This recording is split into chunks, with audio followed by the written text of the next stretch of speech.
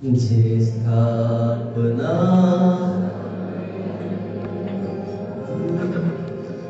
સ્થાપના સમય અગનનું વિઘ્ન સબ વિદારતા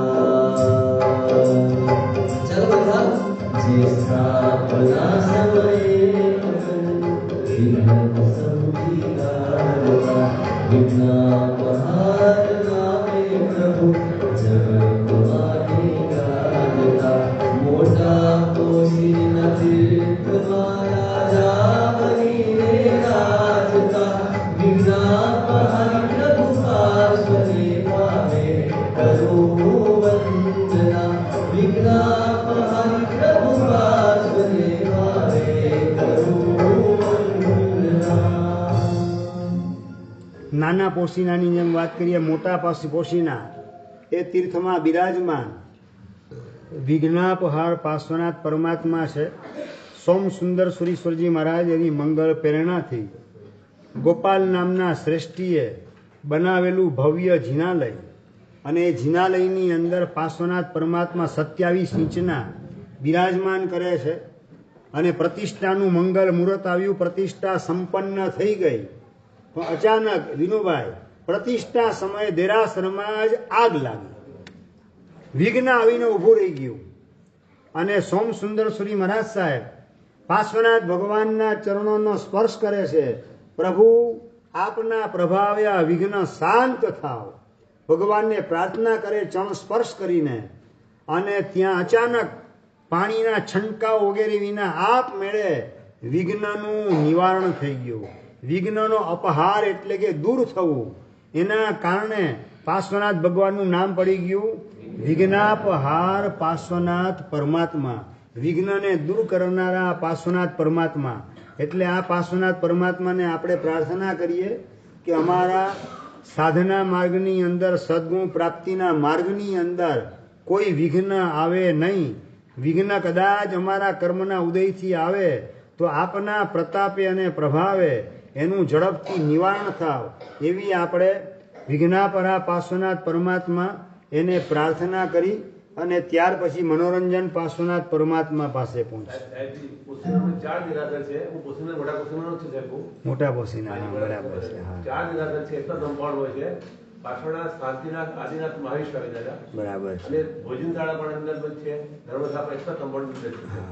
નાના પોશીના મોટા પોશીના બરાબર.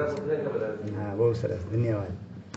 એટલે આ ભવ દુઃખ ખંડન નાથ નિરંજન મનોરંજન હે પ્રભુ વિમાનંદન શ્રી જગવંદન શીતલ ચંદન હે વિભુ મનસાજી રાજાનું પૂજન કરી મનોરંજતા શ્રી મનોરંજન પ્રભુ પાર્શ્વને ભાવે કરું વંદના શ્રી મનોરંજન પ્રભુ પાર્શ્વને ભાવે કરું વંદના.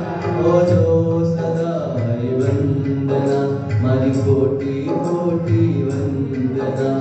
ઓજો સદાય વંદના મારી કોટી કોટી વંદના. મહેસાણાના રાજા મહેસાજી, રાજાનું નામ મહેસાજી, એના આધારે ગામનું નામ પડી ગયું મહેસાણા. અને મહેસાજી પ્રજા વત્સલ રાજા હતા, ન્યાય પ્રિય રાજા, પ્રજા દુઃખી ન થાય એની કાળજી રાખનારા રાજા. અને છતાં પોતાનું એવું કર્મ ઉદયમાં આવેલું છે જેના કારણે પોતાને વારસદાર મળતો નથી. 35, 40, 45 ને 50 વર્ષની ઉંમરે પહોંચવા આવ્યા, છતાં પોતાને વારસદાર નથી. અને વારસદાર ન હોવાના કારણે સતત ઉદાસ રહેતા હતા કે આ રાજ્યનું થશે શું, પ્રજાને સંભાળશે કોણ. આની ચિંતા એમના મગજને કોરી ખાતી હતી.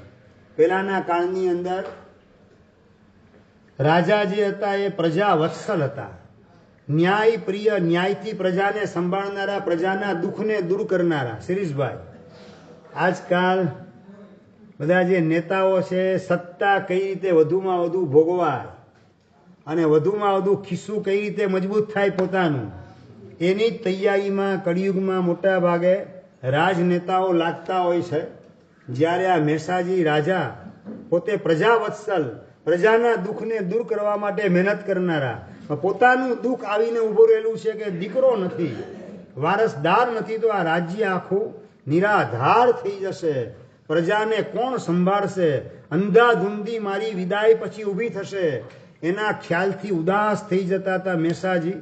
અને એક વખત આચાર્ય ભગવંત પધારે છે મહેસાણાની અંદર. લોકો પાસેથી સાંભળ્યું કે આ આચાર્ય ભગવાન બહુ જ્ઞાની છે, વિદ્વાન છે, પ્રભાવશાળી છે, એમના પ્રવચનમાં તમે આવો. ને રાજા પ્રવચન સાંભળવા માટે આવે.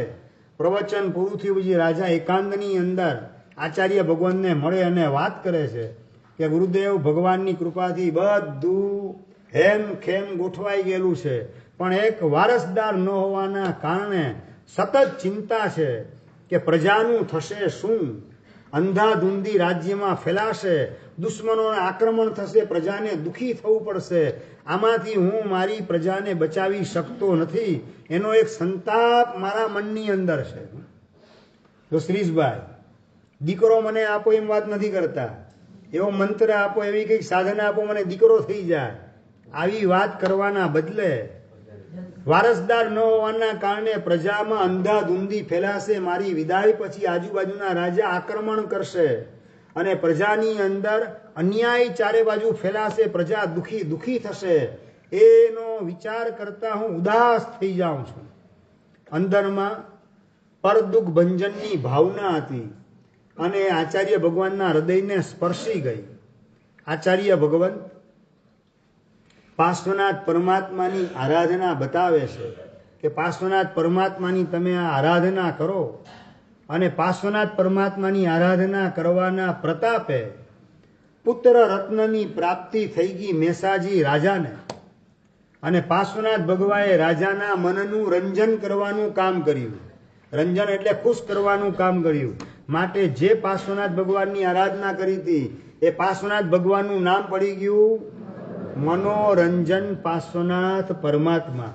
મેસાજી રાજાના મનનું રંજન કરનારા, એના મનને ખુશ કરનારા પરમાત્મા આજે પણ મહેસાણા ગામની અંદર જે દેરાસર છે ત્યાં આ મનોરંજન પાર્શ્વનાથ પરમાત્મા બિરાજમાન છે.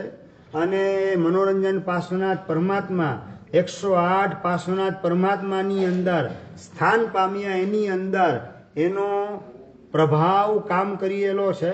આપણે પરમાત્માને પ્રાર્થના કરીએ કે દીકરો કદાચ આવે તો દીકરો નામને અજવાળે કે કલંકિત કરે, બાપના નામને ખબર નહીં, પણ સદગુણના પુત્ર એ મારામાં જન્મે અને એના માધ્યમથી મારો આ ભવને પરભવ સુધરે અને પરમલોક એવો મોક્ષ એની હું નિકટ પહોંચું, એવા પ્રકારની મારા ઉપર કૃપા વર્ષાવો, એવી મનોરંજન પાર્શ્વનાથ પરમાત્માના ચરણોની અંદર પ્રાર્થના કરી હવે શ્લોક દ્વારા અભિષેકની અંદર જોડાવાનું કામ કરશું. નમો પાર્શ્વ પદ્માવતી પૂજિતાય, નમો નાથ વિઘ્નપહારાભિધાય, નમસ્તે સદાસ્મન મનોરંજકાય, નમસ્તે નમસ્તે નમસ્તે નમસ્તે નમસ્તે નમસ્તે નમસ્તે નમસ્તે. ओम ह्रीं श्रीं परम पुरुषाय परमेश्वराय जन्मजन्म मृत्यु निवारणाय श्रीपदे पार्श्वनाथ जिनेन्द्राय जगत तदन पुष्पं धूपं दीपं अक्षतं नैवेद्यं फलमेधामहे स्वाहा.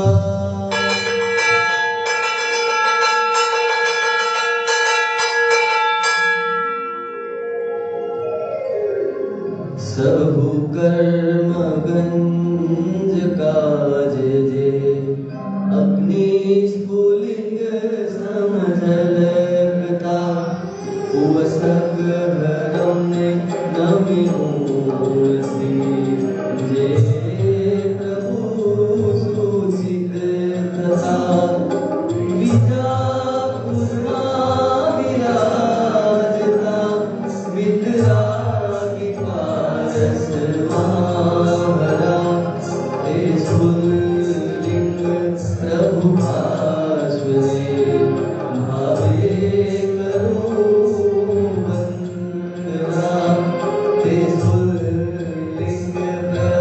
પાર્શ્વને ભાવે કરું વંદના.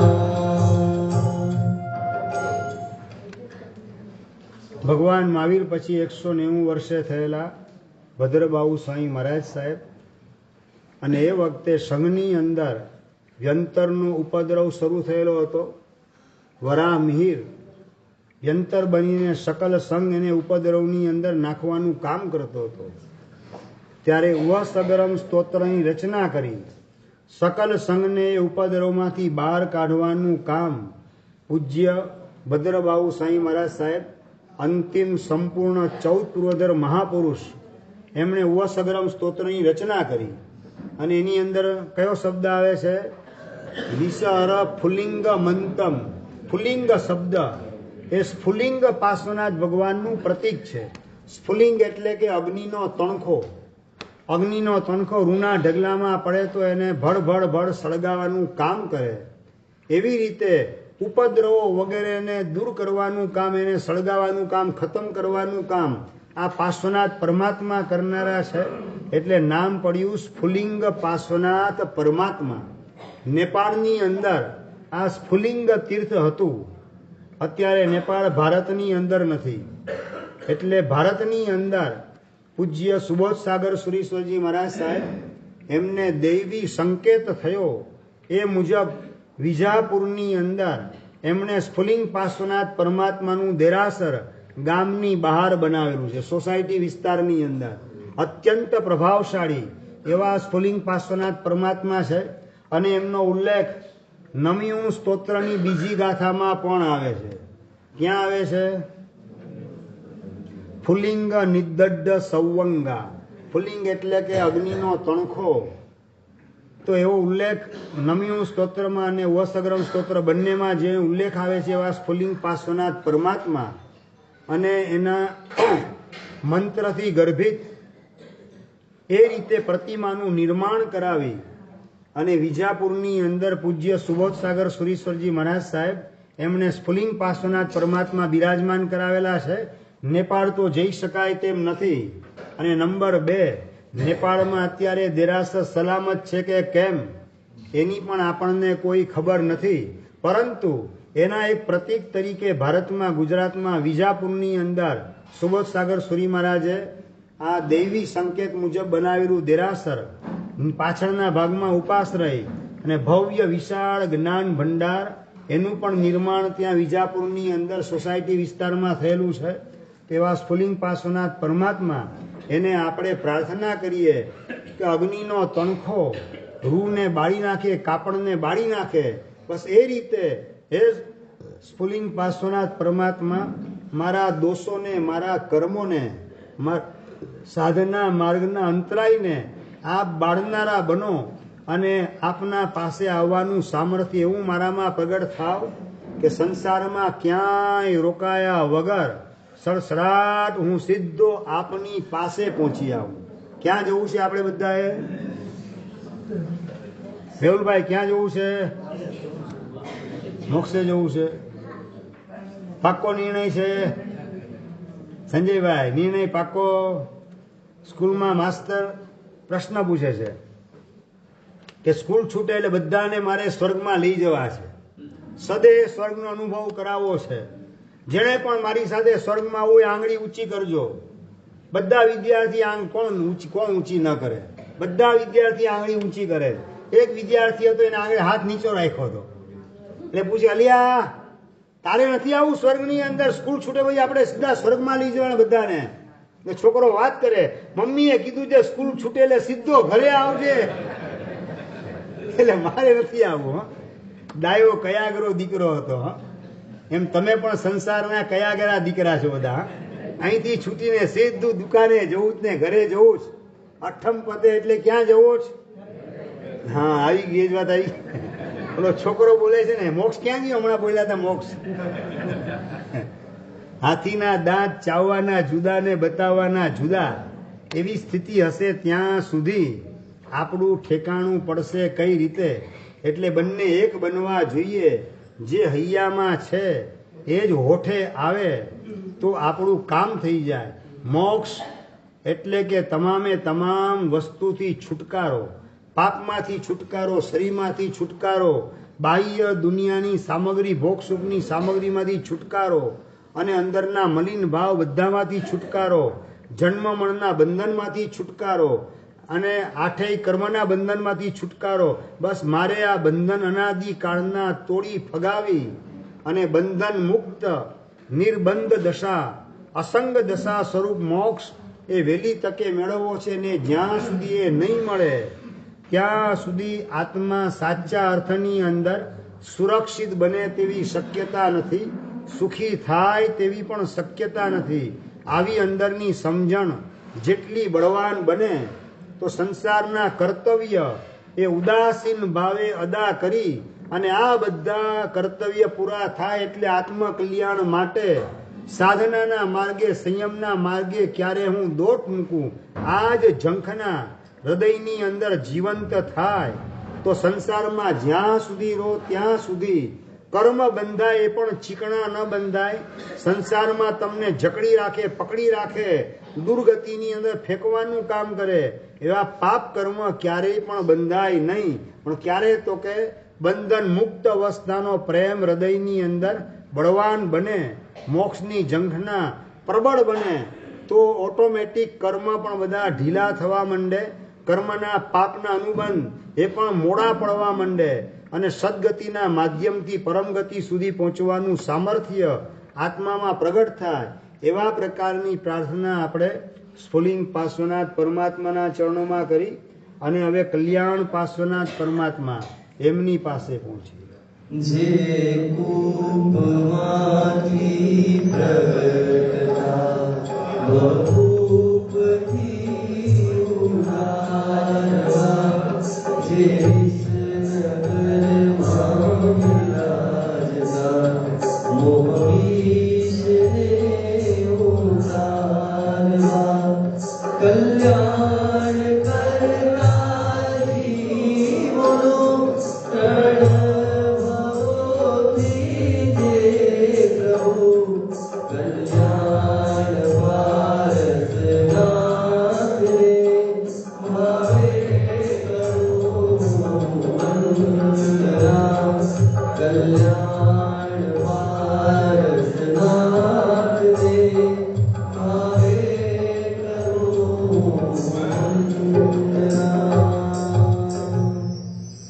બારમા સૈકાની અંદર મેસાજી ચાવડાએ વસાવેલું મહેસાણા નગર અને એમાં બિરાજમાન કલ્યાણ પાર્શ્વનાથ પરમાત્મા મુસ્લિમ આક્રમણ થવાના લીધે કૂવાની અંદર પાર્શ્વનાથ પરમાત્માને પધરાવવામાં આવ્યા અને મુસ્લિમ આક્રમણ સમયે લોકો પણ બધા ગામને છોડી અને ભાગી ગયા, પલાયન થઈ ગયા.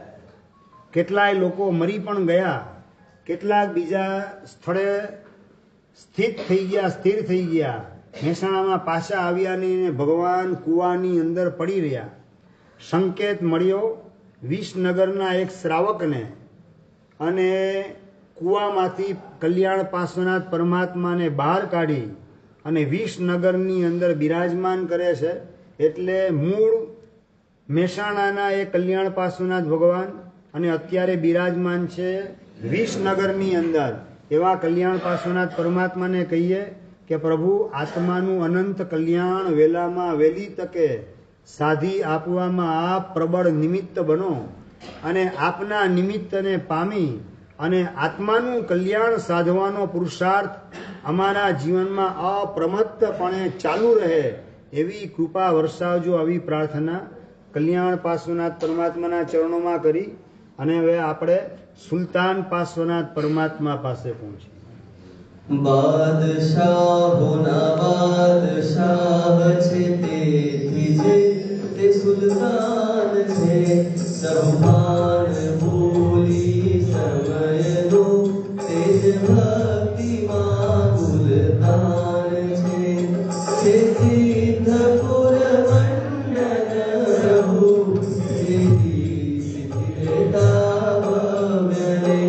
સુલતાન પારસનાથને ભાવે કરું વંદના. સુલતાન પારસનાથ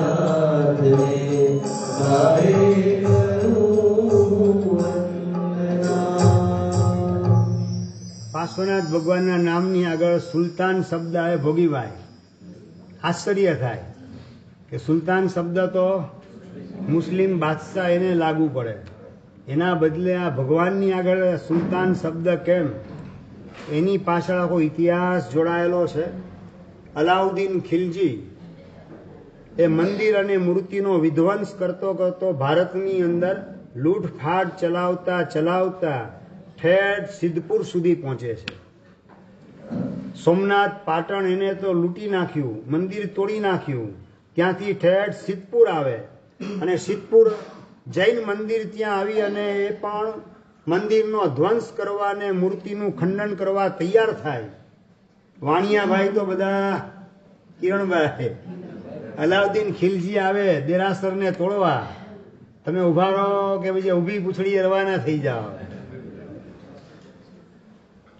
બધા વાણિયા તો રવાના થઈ ગયા, પણ ભોજક બધા ઉભા રહ્યા. ભોજક સમજો ને, ભોજક કોને કહેવાય કિરણભાઈ? ભગવાનની ભક્તિ કરતા હોય, રાતના આરતી ઉતરે, સંધ્યા સમય પછી ભગવાનની ભાવના ભણાવવાનું કામ કરે, ગીત સંગીત એની અંદર માસ્ટરી હોય ને ગીત સંગીતના સથવારે પ્રભુની ભક્તિથી પોતાના આત્માને ભાવિત કરે અને શ્રોતાઓને પણ ભગવાનની ભક્તિમાં જોડવાનું કામ કરે. એવા પ્રકારનું વરદાન જેને મળેલું હોય, સહજ એના કંઠની અંદર રાગ રાગીણી ગોઠવાયેલો હોય, મધુર કંઠના સ્વામી બનેલા હોય, એવા બધા ભોજકો અને વાણિયાઓ તો બધા રવાના થઈ ગયા દેરાસર ભગવાનના ભરોસે છોડીને, અને ભોજક લોકો બધા દેરાસરની આગળ ભેગા થઈ ગયા, ઉભા રહ્યા. દેરાસરને તૂટવા દેવું નથી, કારણ કે આ ભગવાનનું લૂણ આપણા પેટમાં છે, આ ભગવાનના ઉપકાર આપણા સર ઉપર છે, તો આ ભગવાનને તૂટવા ન દેવાય. મૂર્તિનું ખંડન કે દેરાસરનો વિધ્વંસ થાય એ આપણા માટે કલંક કહેવાશે. દેરાસરનો વિધ્વંસ થાય એના પહેલા આપણે આપણું માથું કદાચ કપાવી નાખવું પડે તો કપાવી નાખશું, પણ ભગવાનને આપણે સલામત રહેવા દેવા છે, એનો વાળ વાંકો થવા દેવો નથી. આવા પ્રકારની ભવ્ય ભાવનાથી અને પાર્શ્વનાથ પરમાત્મા પ્રત્યેની વિશિષ્ટ ભક્તિના ભાવથી ભોજકો બધા ભેગા થાય, દેરાસરના દરવાજા પાસે ઊભા રહે છે. અને ઘોડે સવારી કરીને આવતો અલાઉદ્દીન ખિલજી અને એના બધા સાથીદારો, હાથમાં ખુલ્લી તલવાર, એક તલવારનો ઘા લાગે એટલે ડોગ ધડથી જુદું થતા વાર લાગે નહીં. અને ભોજકોની પાસે કોઈ શસ્ત્ર હતા નહીં. શસ્ત્ર તો નતા, લાકડી પણ હાથમાં લીધેલી નથી. કેમ નથી લીધી લાકડી? ભાઈ શસ્ત્ર કેમ નથી લીધું અલાઉદ્દીન ખિલજીની સામે? નિલેશભાઈ, ભગવાન ઉપરની શ્રદ્ધા છે. ભગવાનના પડખે આપણે ગોઠવાઈએ તો આપણા પડખે ભગવાન ગોઠવાયા વિના રહે નહીં. આવા પ્રકારની પૂર્ણ શ્રદ્ધા, એના કારણે નિશસ્ત્ર અવસ્થાની અંદર ભોજકો દેરાસરની આગળ ઊભા છે. અને એ વખતે હટજાવ ઇધર છે, અને ભોજકો વાત કરે છે કે આ કોઈ પથ્થર નથી, આ કોઈ માત્ર મૂર્તિ નથી. નાસ્તિકને મન શું હોય? પથ્થર. આસ્તિકને મન પ્રતિમા, પણ ભક્તને મન સાક્ષાત ભગવાન.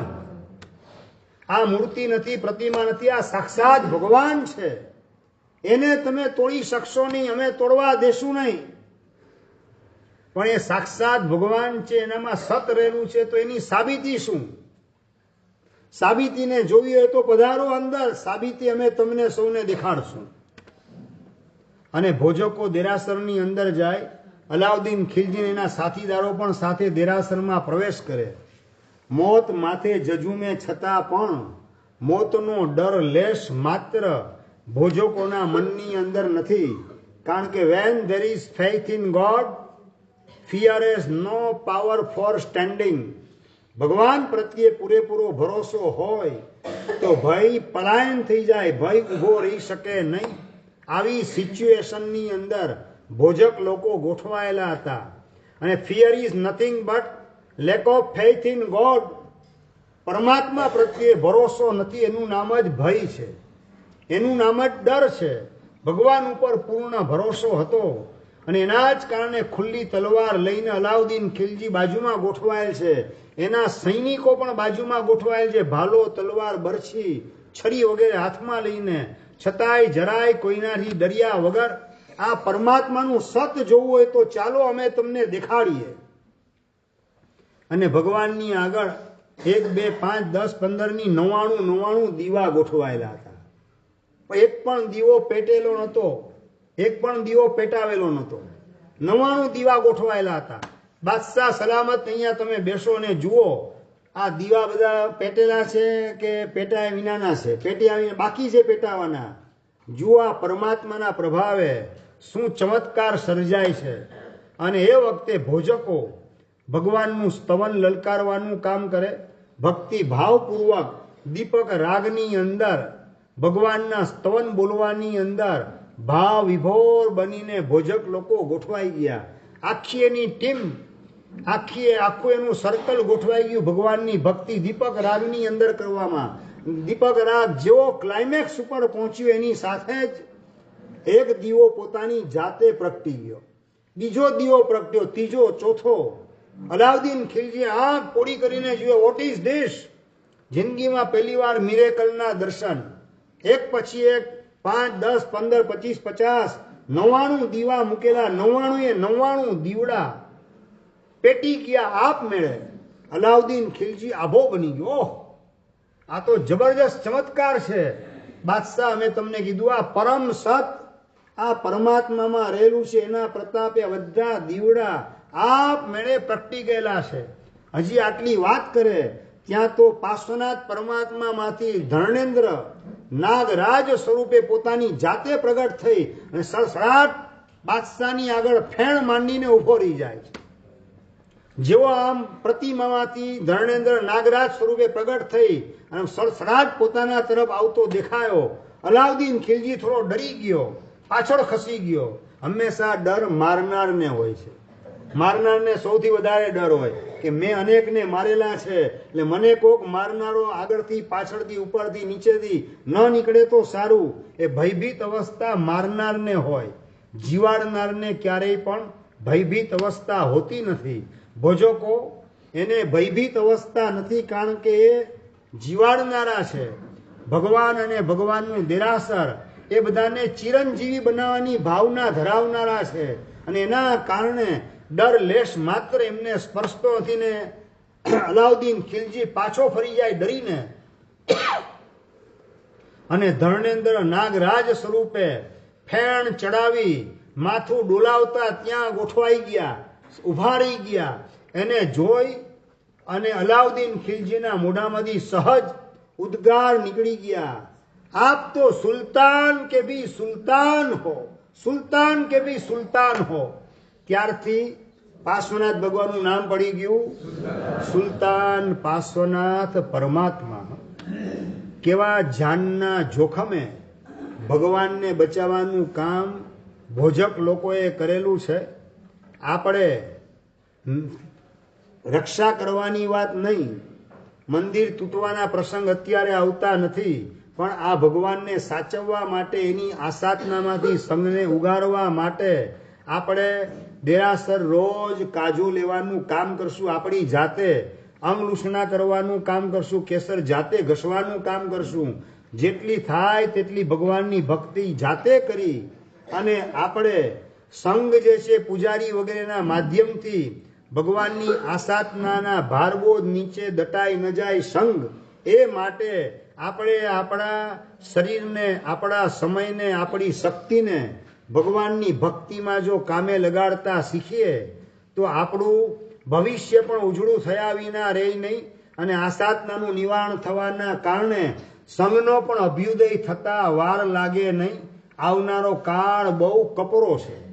એ કપરા કાળની અંદર જીન ભક્તિ અને જીવ દયા, આ બે કર્તવ્ય સારી રીતે જો આપણે અદા કરશું તો જ આપણે સલામત બચશું. જીન ભક્તિ જો આપણા જીવનમાં નહીં હોય કે જીવ દયા આપણને સ્પર્શતી નહીં હોય તો ભવિષ્ય આપણું જોખમાતા વાર લાગે એમ નથી. આખા વિશ્વની અંદર અંધાધૂંધી ફેલાઈ રહેલી છે. મારા કરતાં તમારી પાસે સમાચાર વધારે આવતા હોય, પછી ઇઝરાયલને યુક્રેન ગોઠવાયેલા હોય, ઇઝરાયલને હમાસ હોય કે રશિયાને યુક્રેન ગોઠવાયેલા હોય કે ભારતને પાકિસ્તાનની વાત હોય, આ ક્યાંય પણ કંઈ સમાચાર મળે બધાની અંદર ભયભીત પણ ઊભું થાય અને આપણા માથે મોત સતત લટકતી તલવારની જેમ ગોઠવાયેલું હોય એવી પરિસ્થિતિ આવતા વાર લાગે એમ નથી. પણ આપણે સલામત રહેવું હોય, સંઘનો અભ્યુદય કરવો હોય તો આપણા જીવનની અંદર વિશેષ પ્રકારે જીન ભક્તિ અને જીવ દયા બે કર્તવ્ય સારી રીતે અદા કરવાની જરૂરત છે. રોજે રોજ પરમાત્માની પૂજા સેવા કરશું, પક્ષાલ કરશું, અંગલુષણા કરશું, કાજો દેરાસરનું આપણી જાતે કાઢવાનું કામ કરશું, જેટલી થાય એટલી ભગવાનની ભક્તિમાં જોડાઈએ. અને નંબર 2, સ્થાનકવાસી આરાધકો હોય તો એ જીવ દયાની અંદર વિશેષ રીતે જોડાવાનું કામ કરે. અમારા નવીનભાઈ પોતાનો મહત્તમ સમય પાંજરાપોળની અંદર સેવામાં આપી રહેલા છે. ઘરે ખાલી સવારે નૌકારસી કરવા પૂરતું રહેવાનું, નસ્તો પૈત્યો એટલે સીધા ઉપડવાનું પાંજરાપોળ, બપોરે 1 વાગે આવવાનું, જમવાનું પત્યું, થોડો આરામ કર્યો ન કર્યો, ઉપડવાનું પાંજરાપોળ. દુકાન દીકરાને સોંપી દીધી, ભાઈ તું સંભાળ, મારે દુકાનની આરે લેવા દેવાની, પરિવારની આરે લેવા દેવાની, સંસારની આરે લેવા દેવાની, મારી બધી ફરજ મેં બજાવી લીધી. દીકરા દીકરી બધાને ઠેકાણે પાડી દીધા. હવે મારે મારા આત્માનું ઠેકાણું પાડવું છે. અબોલ પશુઓની દયાના માધ્યમથી માણસ તો કદાચ જૂટવીને આંચકીને પણ લઈ લેશે, ખાઈ લેશે, પણ અબોલ પશુ ક્યાં જશે? એ બધાની સેવાની અંદર પોતાનું સમગ્ર જીવન છેલ્લા કેટલાય વર્ષોથી અબોલ પશુની સેવાની અંદર નવીનભાઈ, એમણે મુંદ્રાના નવીનભાઈ, એમણે પોતાનું જીવન વ્યતીત કરેલા છે, સાર્થક કરેલા છે. એટલે જીવ દયા કદાચ પાંજરાપોળ સંભાળવા રૂપે આપણે ન અદા કરી શકીએ તો કમસે કમ સવારે ઉઠીને 2 મુઠ્ઠી જુવાર એ કબૂતરને નાખવી, પંખીને ચણ નાખીએ, કૂતરાને બપોરે રોટલો બિસ્કિટ કે દૂધ નાખવાનું કામ કરીએ, અઠવાડિયામાં 1 કે 2 દિવસ પાંજરાપોળમાં લીલું ઘાસ નાખવાનું કામ કરીએ, કીડિયારું પૂરવાનું કામ કરીએ. અબોલ પશુઓ એના પડખે ગોઠવા, એને સાતા આપવા દ્વારા, એની સમાધિ આપવા દ્વારા આપણે એની દુઆ મેળવીએ તો દવા લેવાની જરૂર પડે નહીં. અને આ બધું જે કંઈ કરીએ એ આત્મ પ્રાપ્તિના લક્ષ્ય કરીએ એટલે પુણ્ય બંધાય. જીવદયા દ્વારા એ પણ એવું વિશુદ્ધ પુણ્ય બંધાય કે મોક્ષ માર્ગે આગળ વધવાની સામગ્રી આપે, સામગ્રીનો સદુપયોગ કરવાના ભાવ એ પણ ભીતરમાં પ્રગટાવે. એટલે આત્મ પ્રાપ્તિના લક્ષ્ય જીવદયાનું કર્તવ્ય અને જીન ભક્તિનું કર્તવ્ય, આ બે જેના જીવનમાં ગોઠવાયેલા હશે એનું ભવિષ્ય સલામત છે. બેમાંથી એક પણ જેના જીવનમાં નહીં હોય તો કોરોનાએ કેવો કાળો કેર વર્તાવેલો એ મારે તમને બતાવવાની જરૂરત નથી. 26મી જાન્યુઆરી 2001ના આવેલો ભૂકંપ કચ્છની અંદર સવારના 8:30 વાગે ભુજના અને ભચાઉના ભૂક્કા કાઢી નાખવાનું કામ કરેલું હતું. એ પણ તમને યાદ કરવાની મારે જરૂરત નથી, બધો અનુભવ તમને થઈ ચૂકેલો છે. અને નોટબંધી દ્વારા પણ આર્થિક અસ્થિરતા કઈ રીતે આવી શકે એ નરેન્દ્રભાઈએ તમને સમજાવી દીધું છે. બરાબર અરવિંદભાઈ? આ બધું જોયા પછી, જાણ્યા પછી નોટ ઉપરનો, પૈસા ઉપરનો ભરોસો રાખી શકાય તેમ નથી. અને નંબર 2, તમારી શક્તિ એ પણ બધી માયકાંગલી છે, શરીર પણ છેલ્લા સંગેણવાળા છે.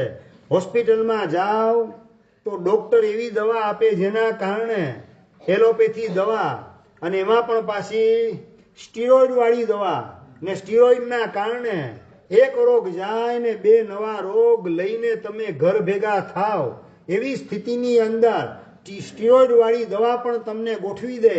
આ બધા સંયોગો એના કારણે એક બાજુ ખોરાક એ પણ બગડેલા છે, હાઇબ્રિડ ખોરાક, અને બીજી બાજુ પાણી પણ બગડેલા છે. ક્લોરીન વાળા પાણી ઘરે ઘરે આવે. વરસાદી પાણીના ટાંકા ભરાતા હતા પહેલાના કાળમાં, એ બધું આજે સમાપ્ત થઈ ગયેલું છે. અને હવા પણ બગડેલી છે, ચારે બાજુ પ્રદૂષણો. કચ્છ થોડું સલામત હતું પહેલા, હવે ફેક્ટરીઓ નવી નવી ખુલવાના કારણે કચ્છનું પણ વાતાવરણ પ્રદૂષિત બનતું જાય છે. હવા બગડેલી, ખોરાક બગડેલા, પાણી પણ બગડેલા, દવા પણ બગડેલી, શરીર પણ આપણા બગડેલા, મન પણ આપણા બગડેલા ને આપણા પુણ્ય પણ બગડેલા, નબળા દુબળા. આ બધાની વચ્ચે બચવું હોય તો જીન ભક્તિ અને જીવ દયા બે કર્તવ્ય મજબૂત રીતે આપણે આપણા જીવનની અંદર આત્મસાત કરવાની જરૂરત છે. કોઈ પણ મંગલ પ્રસંગ આવે એટલે જીવ દયાને યાદ કરી અને આપણે જીવ દયાની અંદર આપણી શક્તિ છુપાવ્યા વિના જેટલું વરસાય એટલું વરસવાનું કામ કરવું છે. આવા પ્રકારનો આપણો ભાવ હશે તો તમે અને તમારો સમગ્ર પરિવાર આવનારા કપરા કાળની અંદર સલામત ટકી શકશો. અને જીન ભક્તિ કે જીવ દયાના પરિણામ જો ભીતરમાં જગાડેલા નહીં હોય, આ પલકભાઈ અને કનકભાઈનો આખો પરિવાર જીન ભક્તિના માધ્યમથી અઠ્ઠમ તપનું આયોજન કરી અને તમને સૌને ભગવાનની ભક્તિની અંદર દુકાન ઘરના કનેક્શન કટઓફ કરાવી અને ભદ્રેશ્વર તીર્થમાં લાવી ભગવાનની ભક્તિમાં જોડ્યા. એ પુણ્ય જે ઊભું થાય આત્મ પ્રાપ્તિના લક્ષ્ય, એ પુણ્ય આપણી સલામતીની ગેરંટી આપે. કારણ કે પૈસો તો માત્ર સગવડ આપી અને હાથ ઊંચા કરી દે છે. પૈસા કદાચ તમને મર્સિડીઝ આપી દે, તમને ઓડી કાર કે BMW કાર આપી દે, પરંતુ તમારું એક્સિડન્ટ નહીં થવા દઉં એવી ગેરંટી પૈસો આપે? પ્રકાશભાઈ ના આપે. એ ગેરંટી કોણ આપે? પુણ્ય આપશે. પુણ્ય તમને સલામતીની ગેરંટી આપશે. પૈસો માત્ર સગવડ આપશે, પુણ્ય તમને સલામતી આપવાનું કામ કરશે. તમે મારુતિ લઈને ફૂલ સ્પીડમાં ગાડી ભગાવતા હો અને તમારી મસ્તીમાં હો નેશનલ હાઈવે ઉપર અને બાજુમાંથી BMW કાર પસાર થાય, કિરણભાઈ તમારી મસ્તીની પસ્તી થતા વાર લાગે નહીં. બાજુવાળો BMW કારમાં ઓલો ઓડી કાર નીકળે ને મર્સિડીઝ નીકળે એટલે તમારી મારુતિની મજા મરી પરવારે. આ જો છોકરી પણ બોલે જતી રહે. એટલે મન સંકલેશનો શિકાર બને, ઈર્ષા દેખાયનો ભોગ બની જાય. સમાધિની જગ્યાએ સંકલેશનો શિકાર આપણે બનીએ. એ સંકલેશમાંથી આપણને ઉગારી સમાધિના ફુવારામાં સ્નાન કરાવવાનું કામ કોણ કરે? પરમાત્મા કરે. ફરીથી, પૈસો માત્ર સગવડ આપે, સુરક્ષા નહીં, સલામતી નહીં. પુણ્ય તમને સગવડની સાથે સલામતી પણ આપવાનું કામ કરે, પણ સમાધિની કોઈ ગેરંટી નહીં. અને પરમાત્માને પકડેલા હોય, પરમાત્માની ભક્તિ કરેલી હોય, પરમાત્માના વચનની શ્રદ્ધા જળહળતી બનાવેલી હોય, પરમાત્માના વચનને પાળવા માટે બટેટા, ડુંગળી, લસણ, કંદમૂળનો ત્યાગ, બ્રેડ, બટર, ચીઝ વગેરેનો ત્યાગ, અભક્ષનો ત્યાગ, રાત્રિ ભોજનનો ત્યાગ, આવી ભગવાનના વચન પ્રત્યેની શ્રદ્ધાના કારણે જે ભગવાને ના પાડી એ ચીજનો ત્યાગ કરેલ હોય તો એ પરમાત્મા સમાધિની પણ આપણને ગેરંટી આપે છે. Choice is yours. મેહુલભાઈ નક્કી તમારે કરવાનું. સગવડ જોઈએ છે, સુરક્ષા જોઈએ છે કે સમાધિ જોઈએ છે? પ્રકાશભાઈ શું જોઈએ?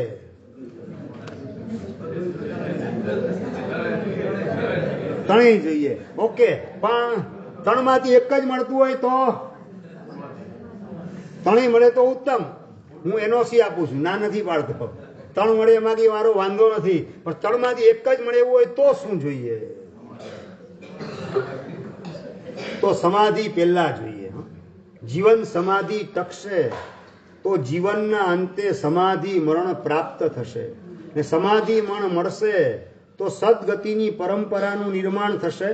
શાસન અને સંઘ, સંસ્કારી માતા પિતાને સદગુરુ, આ બધું ભવાંતરમાં મળશે અને એના માધ્યમથી પરમ ગતિઓ, મોક્ષ, એની નિકટ આપણે પહોંચી શકશું.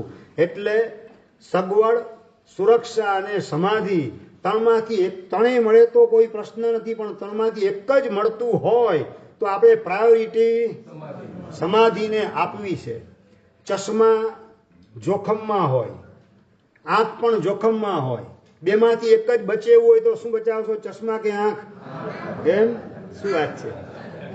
ત્યાં બરાબર અક્કલ ચાલે કે ચશ્મા તો કદાચ તૂટી ગયા તો બીજા આવશે, પણ આંખ જો ગઈ તો બીજી આંખ ક્યાંથી લાવશું? નંબર 2, શરીર અને કપડાને આગ લાગે ને કપડું સળગે. હવે આ કપડું સળગે તો ભલે હળગતું, એમ કરીને તમે કપડું પહેરી રાખો કે કપડું ફગાવી દો. કપડું ને શરીર બેમાંથી એક બચે એવું હોય, તમે કોને બચાવશો? શરીરને બચાવશો. કપડું તો આજે સળગી ગયું, બીજું આવશે, ફેંકી દો ભાઈ. સળગી ગયું તો બીજું આવશે, પણ આ કપડા પ્રત્યેના મોહમાં કપડાને પકડી રાખવું નથી. જેમ શરીરને કપડા બેમાંથી એક બચે એવું હોય, તો તમે શરીરને બચાવો છો, કપડાનો ત્યાગ કરો છો. નંબર 2, તમારા જીવનની અંદર આંખ અને ચશ્મા બેમાંથી એક બચે એવું હોય તો આંખને બચાવો છો, ચશ્માને છોડવા તૈયાર થાવ. નંબર 3, પગ અને બૂટ બેમાંથી એક જ બચે એમ હોય. ભાવિકભાઈ, પગને બચાવશું કે બૂટને? પગને બચાવશું, બૂટને નહીં. પગ સલામત હશે તો આવતીકાલે બૂટ, ચપ્પલ, શૂઝ નવા આવશે. બસ એ જ રીતે આત્મા અને સંસાર બેમાંથી એક જ બચે તેમ હોય તો આપણે આત્માને બચાવવો છે.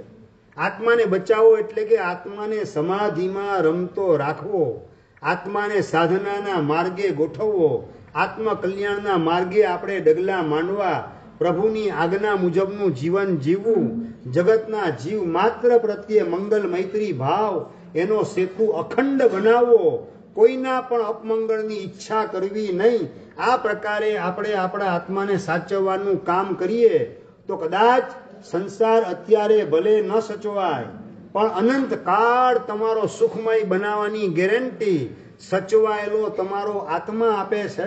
એટલે બેમાંથી એક સચવાયું હોય તો સંસાર કે આત્મા, તો મારા આત્માને સાચવવો છે. એમ સગવડ સુરક્ષા કે સમાધિ એક સચવાય એમ હોય તો મારે સમાધિને સાચવવી છે. આવું લક્ષ્ય રાખી અને આપણે પાર્શ્વનાથ પરમાત્મા એના અઠ્ઠમની આરાધના માટે આ ભદ્રેશ્વર તીર્થની અંદર ઉપસ્થિત થયેલા છીએ.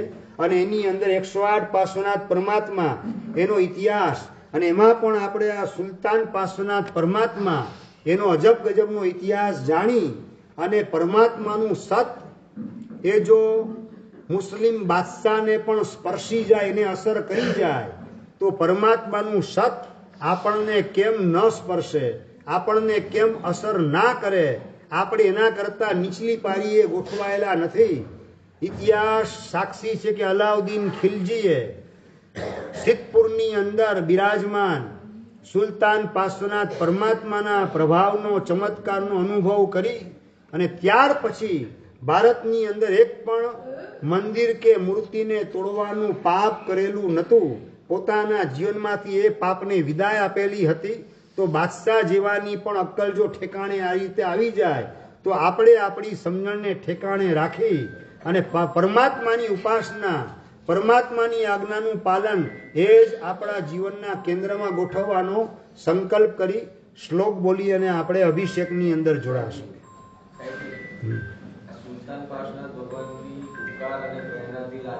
હા, 2 વર્ષ પહેલા અમારા પ્રકાશભાઈ, કમલેશભાઈ, જયેશભાઈ એ લોકોએ ભેગા થઈને સુલતાન પાર્શ્વનાથ ભગવાનના અઠ્ઠમનું આયોજન, અમદાવાદ પંકજ સોસાયટીનું ચોમાસું મારું પૂરું થયું ને ત્યાં અઠ્ઠમનું આયોજન કર્યું. અને એ અઠ્ઠમની અંદર પલકભાઈ એમનો આખો પરિવાર જોડાયેલો. અને એ વખતે પલકભાઈ અને કનકભાઈ એમના પિતાજી, એમના હૃદયમાં ભાવ જાગ્યા, આપણે પણ આવો અઠ્ઠમ કરાવવો છે. જ્યાં પણ ગુરુ મહારાજ હોય ત્યાં એમની નિશ્રામાં આપણે અઠ્ઠમ કરાવશું. એવા સંકલ્પ બીજનું વાવેતર થયું અને આજે એક વિશાળ વટ વૃક્ષ તરીકે તમારી નજર સમક્ષ ઉપસ્થિત છે. 300 આરાધકો આ અઠ્ઠમની અંદર ગોઠવાયેલા છે, જોડાયેલા છે. જીન ભક્તિ એ પ્રાણભૂત આ અનુષ્ઠાનનું તત્વ, અને જીન ભક્તિથી આપણા આત્માને જેટલો ભાવિત કરીએ તો આવા અનેક અનુષ્ઠાનો કરાવવાનું સામર્થ્ય પ્રભુની કૃપાથી આપણા જીવનમાં પણ પ્રગટ થયા વિના રહે નહીં. અને આવું એકાદ અનુષ્ઠાન સંઘને સાથે કરાવવા દ્વારા સંઘે શક્તિ કલો યુગે, કળિયુગની અંદર સંઘમાં સમૂહની અંદર આરાધના થાય એની અંદર શક્તિ છે. અને જેટલી સમૂહમાં આરાધના થશે એટલા જ સામૂહિક પાપોના કારણે કુદરતી આફત વગેરે આવતી હોય એની સામે પ્રોટેક્શન ઊભું થાય. એવા પ્રકારનું વિશુદ્ધ પુણ્ય આપણે ઊભું કરી શકશું અને આપણા નિમિત્તે અનેકને સુરક્ષા પ્રાપ્ત થાય, સમાધિ પ્રાપ્ત થાય, એમાં નિમિત્ત બનવાનું સૌભાગ્ય પણ આપણને પ્રાપ્ત થશે. કારણ કળિયુગની અંદર સતયુગ હતો ત્યારે તો કહેવાય Kiranbhai, one man's purity can save the world. એક આત્માની વિશુદ્ધિ પરાકાષ્ઠાની પહોંચે, સમગ્ર વિશ્વને બચાવવાનું સામર્થ્ય એની સદભાવનામાં અને એની સાધનામાં સમાયેલું હોય. સાધના દ્વારા ઊભી થયેલી પ્યોરિટીની અંદર સમાયેલું હોય. એટલે સતયુગ ચોથા આરાની અંદર one man's purity can save the world આ સિદ્ધાંત લાગુ પડતો હતો. પણ હવે પાંચમો આરો આવેલો છે. હળતો કળિયુગ છે અને ઘરમાં પણ પુત્ર વધુ સલામત ન હોય એવું વાતાવરણ ઘરે ઘરે સર્જાય. એવા સમાચારો છાપાની અંદર વાંચવા મળે કે સસરાએ વહુ ઉપર બળાત્કાર કર્યો. આ બધું વાંચીએ એટલે એમ થાય કે સ્ત્રી ઘરમાં પણ સલામત નથી, બહાર તો સલામત નથી. આવો હળહળતો કળિયુગ આવ્યો. એની અંદર એક વ્યક્તિની શુદ્ધિ દ્વારા સમગ્ર વિશ્વ એની સુરક્ષા શક્ય નથી. પણ square root of the religious people can save the hall world. આ સિદ્ધાંત કળિયુગની અંદર લાગુ પડે છે. સમજાયું બરાબર? સ્ક્વેર રૂટ કમલેશભાઈ, 10 નો સ્ક્વેર શું થાય? 100.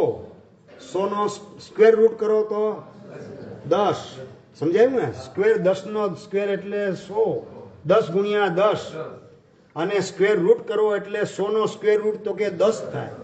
બસ એ રીતે જેટલી પણ ધાર્મિક પબ્લિક છે એનું સ્ક્વેર રૂટ એ જો મજબૂત રીતે ધર્મની સાધના કરે, પોતાના પરિણામને પ્યોર બનાવે, નિર્મળ બનાવે, વિશુદ્ધ બનાવે, તો સમગ્ર વિશ્વની રક્ષા કરવાનું અમોઘ સામર્થ્ય square root of the religious people can save the hall world.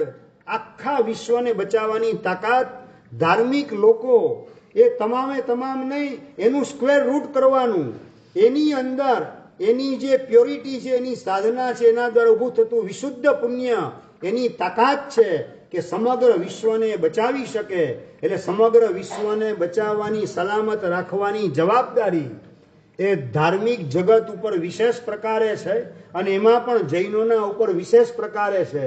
અને આપણે આ square root of the religious people, સમગ્ર વિશ્વમાં જેટલી ધાર્મિક પ્રજા છે એમાંથી સ્ક્વેર રૂટ એની અંદર જૈન પ્રજા ગોઠવાય. અને એ જો પોતાના પરિણામને મજબૂત બનાવે, વિશુદ્ધ બનાવે, પ્રભુની આજ્ઞા પાલનનો પરિણામ જળહળતો બનાવે, તો સમગ્ર વિશ્વ ઉપર વિપત્તિના વાદળ ફાટવાની જે તૈયારી છે એમાંથી વિશ્વને સુરક્ષિત કરવાનું સૌભાગ્ય સમગ્ર જૈન સંઘને પ્રાપ્ત થયા વિના રહેની. બસ આ લક્ષ્યમાં રાખી આપણે આપણી સમગ્ર તાકાત પ્રભુની આજ્ઞા પાળવાની અંદર અને આજ્ઞા પાલનના પરિણામ સ્વરૂપે આપણી પરિણતિ નિર્મળ બનાવવાની અંદર, વિશુદ્ધ બનાવવાની અંદર ગોઠવાઈ જવું છે. અને એના માધ્યમથી આપણી સલામતી, આપણા પરિવારની સલામતી, આગળ વધીને જૈન શાસનને, જૈન ધર્મની સલામતી, આગળ વધીને ભારત દેશની સલામતી અને આગળ વધીને સમગ્ર વિશ્વની પણ સલામતી ત્યાં સુધી આપણે ગોઠવાઈ શકીએ. બધો આધાર આપણા અંદરના ભાવ કેવા છે, કેવા પરિણામપૂર્વક ભગવાનની આજ્ઞાનું પાલન કરીએ છીએ. દેખાડો કરવા માટે નહીં. નો કોમ્પિટિશન, નો કમ્પેરિઝન કે નો કમ્પ્લેન. દુઃખ આવે તો એની કોઈ કમ્પ્લેન કરવી નથી. પાપના ઉદયમાં કમ્પ્લેન નથી કરવી અને પુણ્યના ઉદયમાં કમ્પેરિઝન ને કોમ્પિટિશનની અંદર અટવાઈ જવું નથી. પ્રભુની આજ્ઞાને વિશુદ્ધ રીતે આત્મ પ્રાપ્તિના લક્ષ્ય પાડી અને મોક્ષ માર્ગે આપણે પૂરપાટ આગળ વધવું છે. આપણા સંતાનોને પણ ઉજળા સંસ્કાર આપવા છે. પરિવારની અંદર ધર્મની શ્રદ્ધાને જળહળતી બનાવી છે. આડોશ પાડોશની અંદર પણ ધર્મમય વાતાવરણ ઊભું થાય એમાં આપણે નિમિત્ત બનવું છે. એમાં આપણી શક્તિ, આવડત, હોશિયારી, ચતુરાઈને કામે લગાડવી છે. આખી સોસાયટીની અંદર ને સંઘની અંદર ધાર્મિક વાતાવરણ ઊભું કરવાની અંદર આપણું પુણ્ય, આપણી સમજણ કામે લગાડીએ અને એના માધ્યમથી તીર્થંકર નામ કર્મ નિકાચિત કરવાનું સૌભાગ્ય એ પણ આપણા લલાટે ગોઠવાઈ શકે તેવી સંભાવના પૂરેપૂરી છે. એટલે આની અંદર માત્ર બેનિફિટ છે, લોસની કોઈ વાત છે નહીં, ઓનલી પ્રોફિટની વાત છે. તો એ પ્રોફિટનો માર્ગ, આત્મકલ્યાણનો માર્ગ એને ક્યારેય પણ છોડવો નથી, એવો દ્રઢ સંકલ્પ કરી અને આપણે આ અઠ્ઠમની સાધનામાં આગળ વધીએ. શ્લોક. નમસ્તે સ્ફુલિંગાય મોદપ્રદાય નમો દેવદેવાય કલ્યાણ નામને નમો સુલતાન પ્રભુનાથ નાથ નમસ્તે નમસ્તે નમસ્તે નમસ્તે નમસ્તે નમસ્તે નમસ્તે નમસ્તે. ओम ह्रीं श्रीं परम पुरुषाय परमेश्वराय निवारणाय श्रीमते पार्श्वनाथ जिनेन्द्राय जलं चंद्रं पुष्पं धूपं दीपम् अक्षतं नैवेद्यं फलं यजामहे स्वाहा.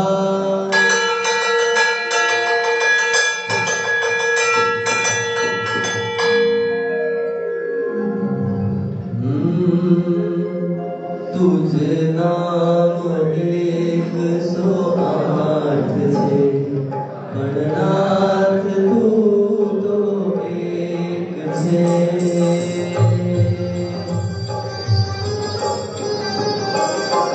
तुझ भक्ति मुझ मुक्ति पाए देख दे मुझ देख दे.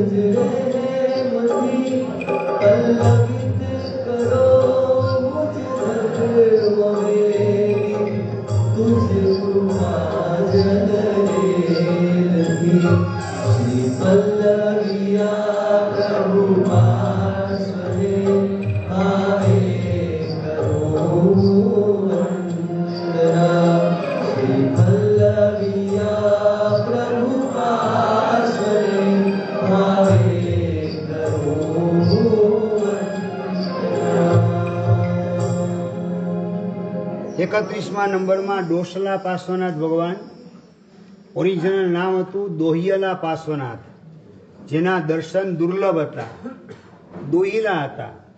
એ દોહિયલામાંથી અપભ્રંશની અંદર ડોસલા નામ પડી ગયું.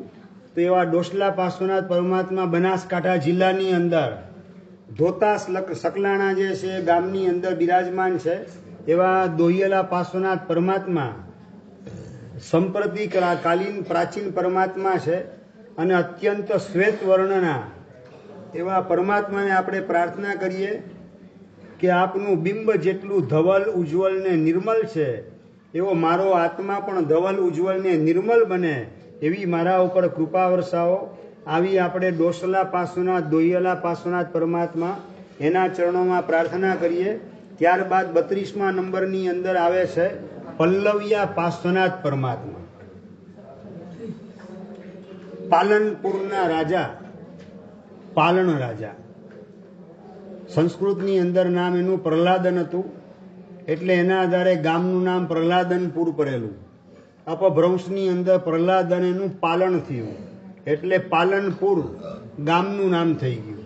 અને પાલન રાજા જૈન ધર્મ પ્રત્યે અત્યંત દ્વેષને ધારણ કરનારો અને એક વખત પંચ ધાતુના પરમાત્મા એના મનમાં શું કોઈક કાળ ચોઘડિયું ચાલતું હશે, જેના કારણે નબળો વિચાર આવ્યો કે આ જૈનોના ભગવાન ધાતુના ભગવાન એને ઓગાળી અને એમાંથી નંદી બનાવી, પોઠીઓ બનાવી અને શંકરના મંદિરની અંદર એને ગોઠવવા દે. એવા પ્રકારનો કોઈક નબળો વિચાર, કાળ ચોઘડિયું ચાલતું હશે ને મનમાં વિચાર આવી ગયો. ને રાજા વાજાને વાંદરા ક્યારે કઈ રીતે ગુલાટ મારે ખબર પડે નહીં. અને એકવાર મનની અંદર જે ભૂત ઘૂસી ગયું એ બહાર કાઢવું બહુ અઘરું અને કપરું. મંત્રીઓ બધા ના પાડે કે રાજન રહેવા દો, નંદી બેસાડવો હોય તો બીજો પિત્તળ વગેરે ધાતુમાંથી આપણે બનાવીને શંકરના મંદિરમાં નવો નંદી ચડાવી દઈશું. પણ આ જૈનોના ભગવાન જે કહેવાય એ લોકોની આસ્થા તૂટે, એની શ્રદ્ધા સાથે રમત રમવાનું કામ આપણે કઈ રીતે કરી શકાય. પણ હમ કરેશો કાયદા એવી નાદિરશાહી કરનારો પાલન રાજા, એના મનની અંદર જે ભૂત ઘૂસી ગયું, ના આ જૈનોના ભગવાન જે છે એમાંથી એને ઓગાળી અને એનો નંદી બનાવી અને શંકરના મંદિરની અંદર મારે ગોઠવવો છે.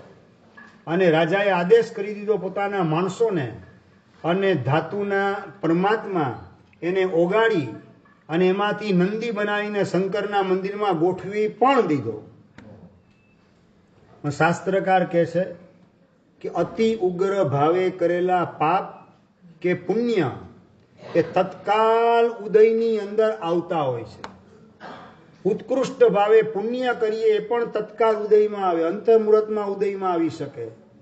અને નિકૃષ્ટ ભાવે પાપ કરીએ, હલકામાં હલકા ભાવથી આપણે પાપના માર્ગે ગોઠવાઈએ તો એ ચીકણું પાપ એ પણ તત્કાલ ઉદયની અંદર આવે. અને એના જ કારણે એ પાલન રાજાના આખા શરીરની અંદર કોઢ ફેલાઈ ગયો, કોઢ વ્યાપ્ત થઈ ગયો.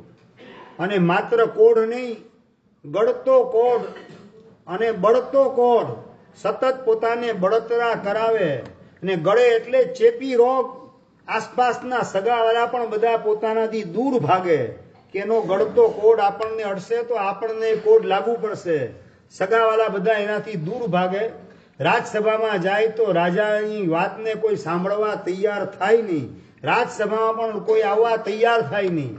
અને સગાવાલા હતા એ લોકોએ ભેગા થઈને રાજાનું રાજ પડાવી લીધું અને સુતેલા રાજાને ખાટલા સાથે બાંધી અને ગામની બહાર મૂકવાનું કામ કર્યું. દે દગા ઓ સગા, આવું સૂત્ર ચરિતાર્થ થયું પાલન રાજાના જીવનની અંદર. અતિ ઉગ્ર ભાવે કરેલા પાપ, એનો ટાઈમ બોમ્બ ફૂટ્યો ને તત્કાલ આખું શરીર કોઢ ગળતા કોઢના રોગથી ઘેરાઈ ગયું. અને એના સગાવાલાએ રાજ પડાવી લીધું અને રાતના સુતેલો રાજા બાંધી ખાટલા સાથે અને ગામની બહાર મુકાવી દીધો. અને જ્યારે ભાનમાં આવે ત્યારે ખ્યાલ આવ્યો આ તો રાજમહેલમાં હોવાના બદલે ગામની બહાર આવી ગયેલો છું. નગરના કિલ્લાના દરવાજા પણ બંધ થઈ ગયેલા છે. બસ ગેટ આઉટ, આવો સંદેશો સગાવાલાઓ આપે છે, પ્રજાજન આપે છે. તો હવે એ ગામની અંદર જવાથી શું ફાયદો? રાજા ગામથી મોઢું વાળી અને જંગલ તરફ જાય છે. પણ હવે અંદરમાં પશ્ચાતાપ જાગે છે. એક અચાનક એકાએક કોઢ આખા શરીરમાં કેમ ફાટી નીકળો પ્રકાશભાઈ? શેના કારણે? જૈનોના ભગવાન જે હતા પંચ ધાતુના, એને ઓગાળીને નંદી બનાવ્યો, શંકરના મંદિરમાં ગોઠવ્યો. મંત્રીઓએ ના પાડી છતાં જૈનોની શ્રદ્ધા ઉપર કુઠારા ઘાત કર્યો. એનું જ આ માઠું ફળ છે. બરાબર લોજિક મનમાં સેટ થઈ ગયું અને અંદરમાં પશ્ચાતાપ કરે છે કે જૈનોએ મારું કંઈ બગાડેલું નથી. મારા પાલનપુર નગરની રિદ્ધિ સિદ્ધિ ને સમૃદ્ધિ જૈનોના આધારે નભેલી છે. જૈનો નીકળી જાય તો મારું આ નગર એને પણ નષ્ટ થતા વાર લાગે નહીં. ને ક્યાં મને આ નબળો વિચાર સૂજ્યો? મંત્રીઓની વાતને પણ મેં ગણકારી નહીં. પશ્ચાતાપ કરે રાજા અને શાસ્ત્રકાર કહે છે કે જો સાચા દિલથી પશ્ચાતાપ કરીએ તો પાપ ચીકણા હોય તો પણ એને ઓગળતા ગળતા ટળતા વાર લાગતી નથી. અને અંદરનો ઘેરો પશ્ચાતાપ આપણે સ્કૂલમાં ભણતા ત્યારે પણ આવતું.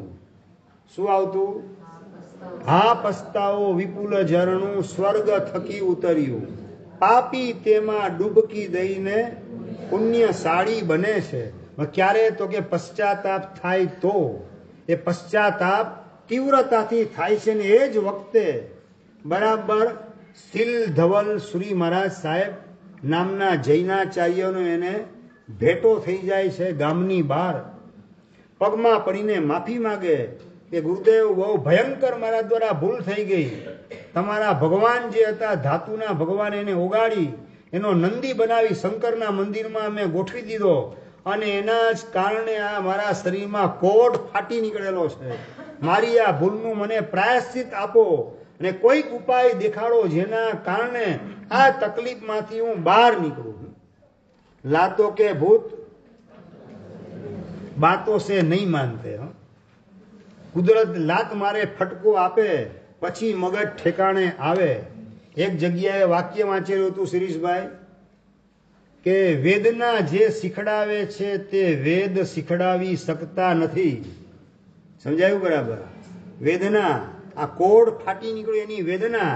વેદ એટલે કે શાસ્ત્ર તમને જેટલું શીખડાવે એના કરતા કર્મ સત્તા લપડાક મારે. એનું જે બ્રહ્મ જ્ઞાન થાય એ લાંબો સમય સુધી ટકે. વ્યાખ્યાન કેટલો સમય ટકે પ્રકાશભાઈ? વ્યાખ્યાન કેટલો સમય ટકે ભવદીપભાઈ? 2.5 કલાક, 2 કલાક, 3 કલાક. બહાર નીકળ્યા એટલે બધું બાષ્પીભવન. વિમલભાઈ અને કર્મસત્તા લપડાક મારે તો હા કોરોનાનો કાળો કેર વર્ત્યો હજી ભૂલાતો નથી. હા નોટબંધી આવી હજી ભૂલાતી નથી. 26મી જાન્યુઆરીનો ભૂકંપ 2001નો એ ભૂલાતો નથી. આ વેદ શીખડાવે એ વેદના શીખડાવે વેદ શીખડાવી શકતા નથી. આ છે ને ભગવાનના શાસનને ન પામેલ જીવોની હકીકત છે. ભગવાનના શાસનને પામેલ હોય એને તો ગુરુ જે શીખડાવે પછી બીજા પાસે કંઈ શીખવાની જરૂર એને રહેતી નથી. એ રીતે ગુરુ જે શીખડાવે એને હૃદયની વેદિકા ઉપર શિલાલેખની જેમ કાયમી ધોરણે કોતરવાનું કામ કરે. એ જ સાચા અર્થની અંદર આત્મ સાધક છે અને એ જ સાચા અર્થમાં શ્રાવક કે શ્રાવિકા કેવડાવવાને લાયક છે. આ ભૂમિકાએ આપણે ગોઠવાવું છે. આવો સંકલ્પ કરવાની જરૂરત છે. પેલો રાજા પાલન રાજા એકદમ અંદરમાં પશ્ચાતાપ થયો છે. માફી માગે, ગુરુદેવ મારી ભૂલ થઈ ગઈ, હવે કોઈ રસ્તો દેખાડો, આ તકલીફમાંથી બહાર આવું ને પાપનું પણ પ્રાયશ્ચિત કરું. અને એ વખતે વીર ધવલ શીલ ધવલ સુરીશ્વરજી મહારાજ સાહેબ પાર્શ્વનાથ ભગવાન એનું અઠ્ઠમ કરવાની આરાધના દેખાડે. અઠ્ઠમનો તપ અને પાર્શ્વનાથ ભગવાનનો જપ અને સાથે સાથે બ્રહ્મચર્યનો ખપ. આ ત્રિવેણી સંગમ તારા જીવનમાં ગોઠવ. એના પ્રતાપે તારું આ પાપ નબળું પડશે અને એના પ્રતાપે શરીર પણ સ્વસ્થ થશે અને બધું મંગળ થશે. ચિંતા ના કરતો અને ગુરુ ભગવાનના વચન ઉપર પૂરેપૂરો વિશ્વાસ રાખી શીલ ધવલ સુરી મહારાજનો સ્વીકાર કરી, વાતનો સ્વીકાર કરી અઠ્ઠમના તપમાં ઝુકાવે. સાથે સાથે પાર્શ્વનાથ ભગવાનનો જપ એમાં પણ ગોઠવાય. બ્રહ્મચર્યની અંદર પણ પોતે સહજ જોડાયેલો હતો અને આ રીતે ત્રિવેણી સંગમ ભેગો થાય. પાર્શ્વનાથ ભગવાનનો રોજ અભિષેક કરે અને અભિષેકનું પાણી પોતાના શરીર ઉપર લગાડવાનું કામ પૂજ્ય આચાર્ય ભગવાનની સૂચના મુજબ કરે અને 3 દિવસની અંદર પોતાની કાયા કંચન વર્ણી થઈ ગઈ. કોડ ગાયબ થઈ ગયો. રાજાની આખી કાયા નવ પલ્લવિત થઈ ગઈ. એ પલ્લવિત કરી પાર્શ્વનાથ પરમાત્માએ માટે ભગવાનનું નામ પડી ગયું પલ્લવિયા પાર્શ્વનાથ પરમાત્મા. પલ્લવી ત એનું પ્રાકૃતની અંદર પલ્લવીય થાય એટલે પલ્લવિયા પાર્શ્વનાથ પરમાત્મા થઈ ગયું. આજે પણ પાલનપુરની અંદર પલ્લવિયા પાર્શ્વનાથ પરમાત્મા બિરાજમાન છે. અત્યંત પ્રભાવશાળી છે. મુમુક્ષુપણે હું હતો ત્યારે ભગવાનના દર્શન કરેલા હતા. અત્યંત પ્રભાવશાળી પરમાત્મા આપણે ભગવાનને કહીએ, પ્રભુ આરાધનાના માર્ગે કાયમ માટે અમારા મનના ભાવ નવ પલ્લવિત રહે એવી કૃપા વર્ષાવજો, એવી પ્રાર્થના પલ્લવિયા પાર્શ્વનાથ ભગવાનને કરીને હવે ભીલડિયા પાર્શ્વનાથ પરમાત્માના ચરણોમાં પહોંચો. રત્નસુંદર મહારાષ્ટ્રનું પહેલું પુસ્તક પલ્લવિયા ભાષા, પલ્લવિયા પાર્શ્વ પહેલા પુસ્તકની શરૂઆત ત્યાં થઈ હતી. જીવન ઉદ્યોગ પુસ્તક જે રત્નસુંદર સુરીશ્વરજી મહારાજ સાહેબે લખ્યું એનું વિમોચન પાલનપુરની અંદર થયેલું હતું. બરાબર, સાચી વાત. 33માં ભગવાન